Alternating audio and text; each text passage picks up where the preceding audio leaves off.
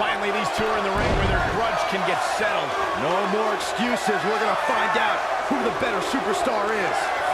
Look at him, locked inside that cage like a couple of rabid animals. Bobby Roode looking good tonight. Truly worthy of the expensive robes he wears to the ring. I can't believe I'm agreeing with a guy who shops at Suit City, but if these were fashion competitions, his opponents would have already lost. Incredible agility. Oh, clothesline. Boom, what impact. DDT.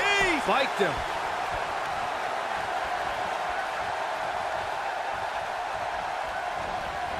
Ooh, what impact.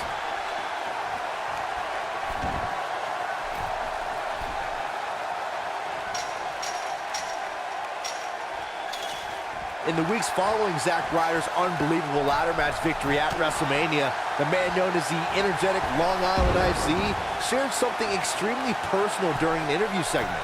Ryder spoke about wanting to become a WWE superstar his entire life. Ryder also shared that he battled cancer as a teenager, and that gave him extra motivation to make sure he was able to live his dream. Beautiful technique. I conducted the exclusive interview with Zack Ryder for my weekly segment on WWE.com, and you could feel the emotion in the room when Zack spoke. Learning about Ryder's battle with cancer and how that made him strive to make his dream come true was an incredible experience for all involved. Zack Ryder's an inspirational story, no matter what side of the camera you're talking about. I know the Long Island Ice Z gave hope to everyone who watched that interview, and now Ryder's endless determination to be a success in and out of the ring all makes sense. Oh, nasty impact. Oh, big time slam. Vicious. When it comes to Bobby Roode, he doesn't really care whether he's liked or hated, as long as the WWE Universe recognizes that he is absolutely glorious. Boom, what impact. Oh, nice belly to back. That could be a game changer. Knee drop. Well, he debuted on SmackDown Live and endeared himself to a brand new crowd. He didn't quite have that support when starting on NXT. Who needs supporters? At NXT, Roode declared he would improve the NXT home crowd in Winter Park, Florida, to include society's elite, which sadly didn't come to pass. Oh, man, what a leg drop. Oof! Trouble in paradise. Apparently, he can summon this kind of energy at will. Harsh impact. The WWE Universe has seen the evolution of the steel cage in the...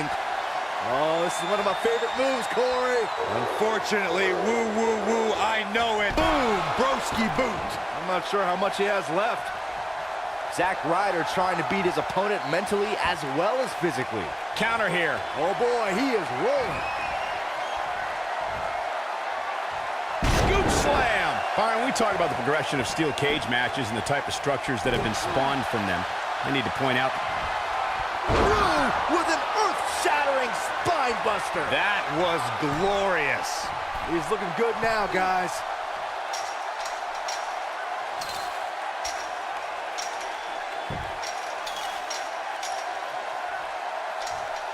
Look at these two giving it their all. There's absolutely no quit in them tonight.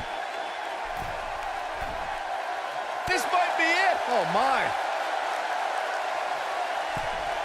Nailed it. You gotta believe this one's over. Boom! Guys, not sure how much more Bobby Roode can take. We're finding out. There's a good chance he can't recover from this. Beautiful technique. And there's the reversal from Zack Ryder. Nailed it.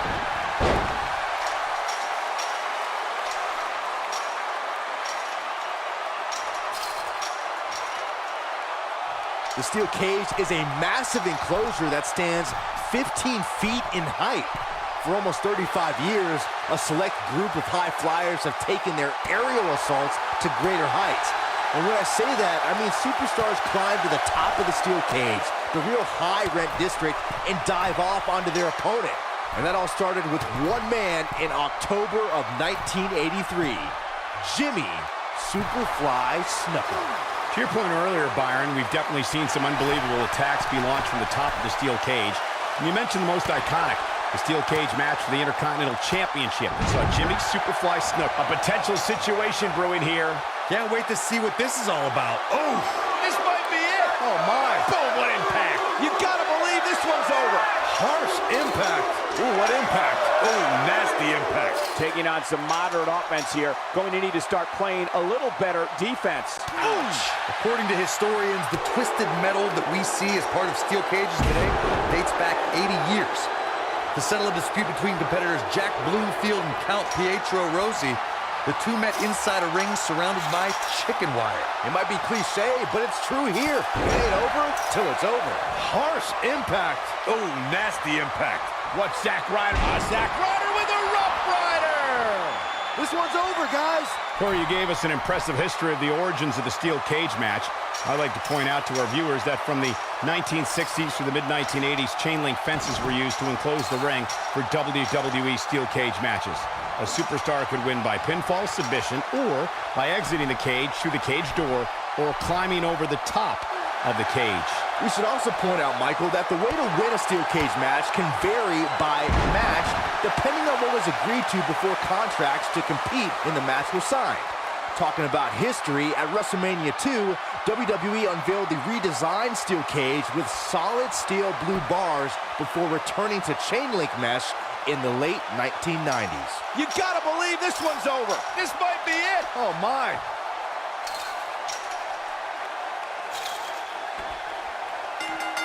Zack Ryder with a victory. When you introduce the enclosure, everything is possible. What a match this was.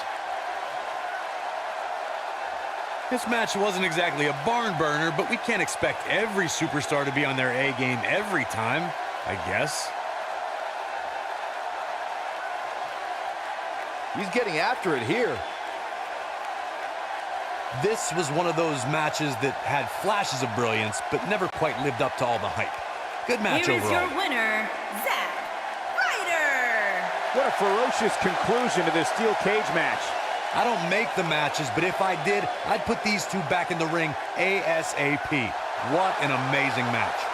Guys, it sounds like we can all agree that was an extremely